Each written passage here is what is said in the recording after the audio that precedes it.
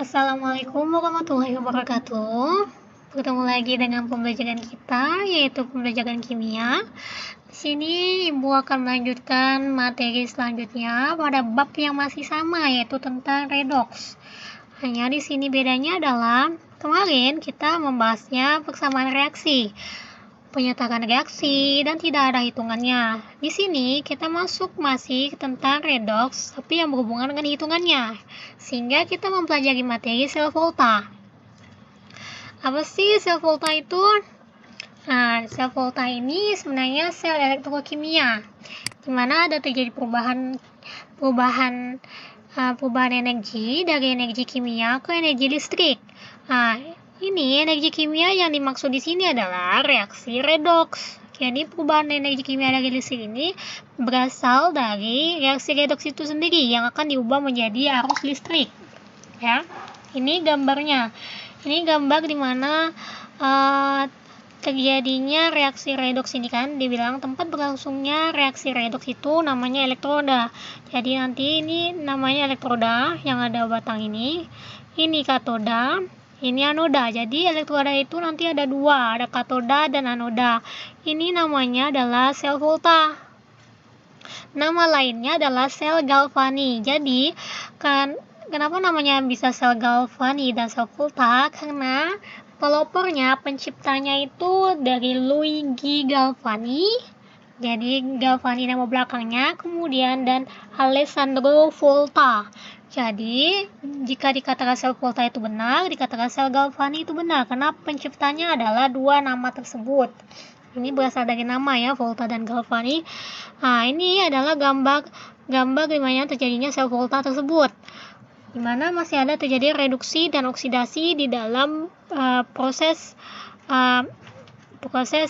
sel volta tersebut. Nah, ini jembatan garam ini maksudnya penghubung antara reduksi dan oksidasinya.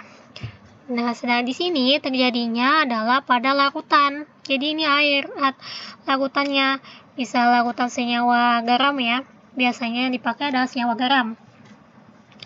Nah, kemudian lanjutannya yang kita bahas di sini adalah ini yang paling pentingnya di sini. Elektroda ada dua, katoda dan anoda.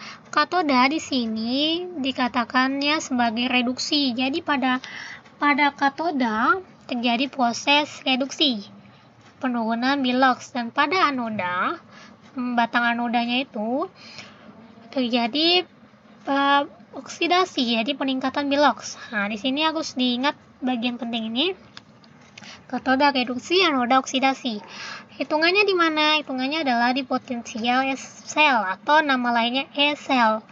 Nah, jadi potensial sel ini adalah yang dihasilkan pada sel volta. Proses sel volta itu menghasilkan E-sel.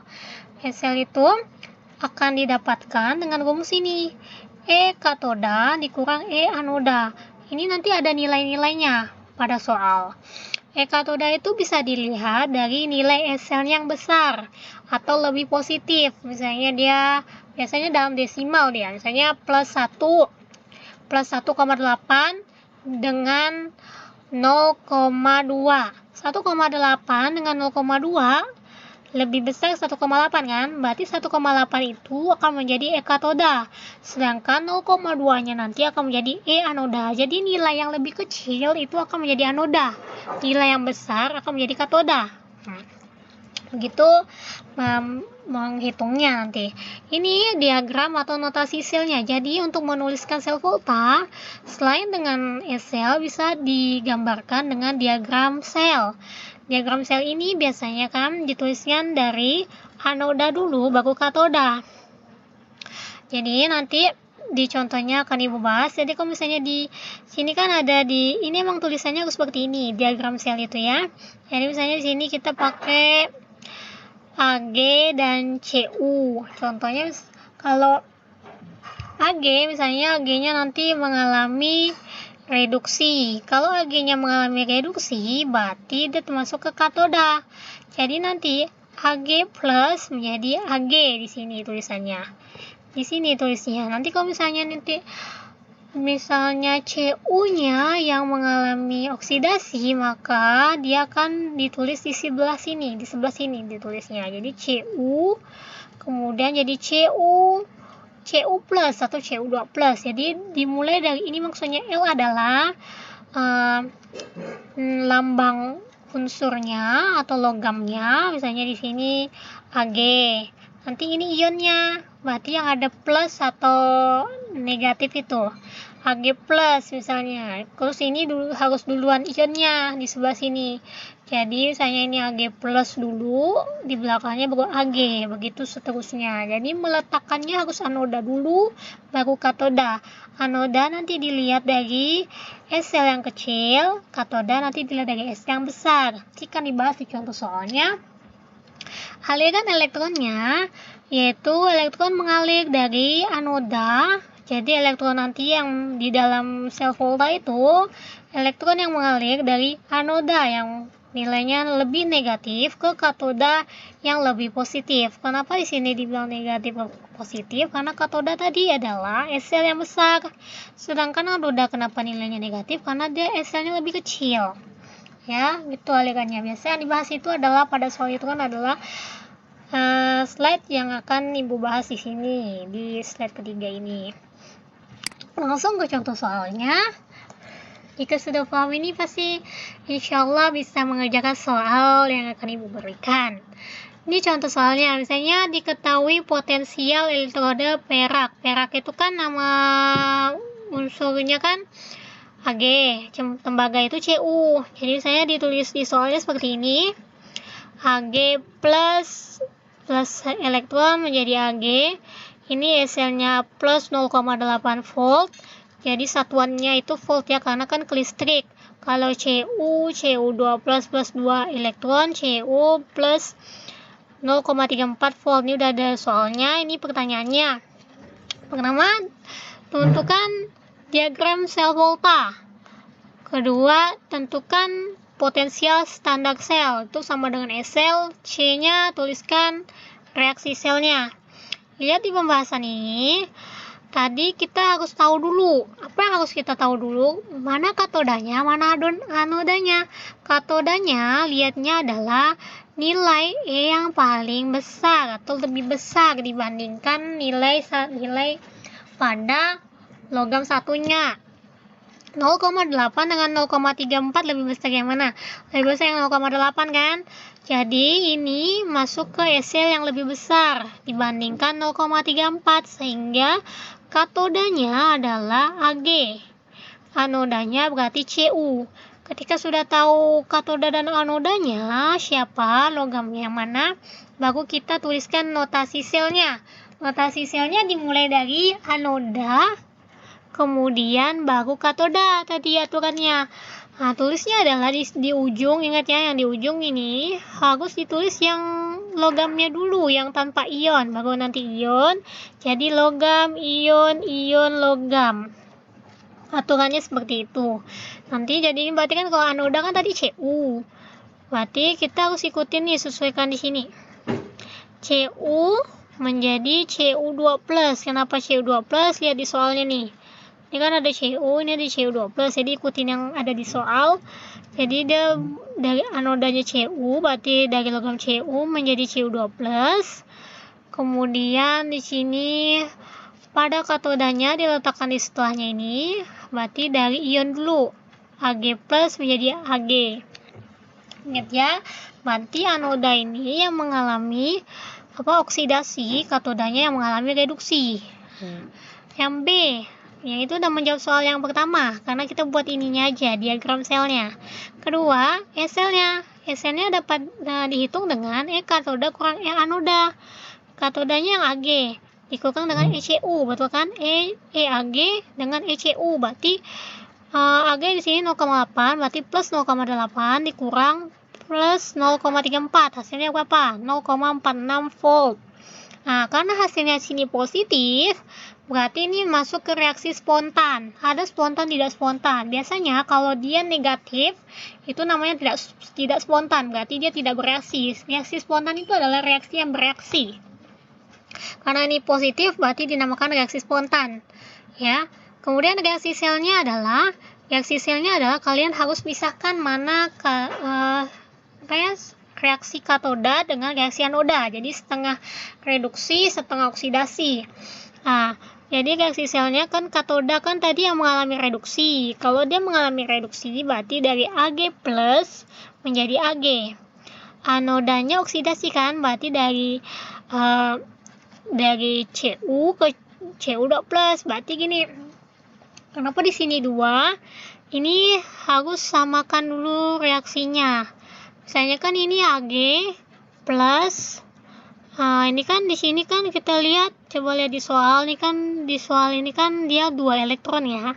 Kalau mau cepat hitungnya, maka otomatis Ag ini kita langsung kalikan 2 elektron ya. Ag ini kan masih 1 elektron, sedangkan ini 2 elektron yang Cu. Biar sama, maka si Ag harus dikalikan 2. Ingat, samakan biar elektronnya bisa dicoret. Ini kalikan 2, ini tetap 1. Makanya di sini ketika mengalami reduksi itu kan dari yang biloxnya tinggi ke rendah. Di sini kan udah kelihatan kan reduksinya, berarti Ag plus menjadi Ag. Turun kan biloxnya, berarti di sini tambahkan 2 Ag di depannya masing-masing karena dikalikan 2 tadi. Jadi kalikan 2 elektron jadinya 2 Ag plus tambah 2 elektron menjadi 2 Ag. Ingat ya, penambahan 2 elektronnya harus di sebelah sini untuk yang reduksi. Nah, karena dia mengikuti reaksi yang ada di soal, elektronnya itu. Sedangkan ingat ini kan kalau nanti anoda ini kan oksidasi, peningkatan bilox. Itu dari Cu menjadi Cu2+ ke 2 elektron. Kenapa 2 elektronnya di sebelah sini? Kenapa tidak di sebelah kiri?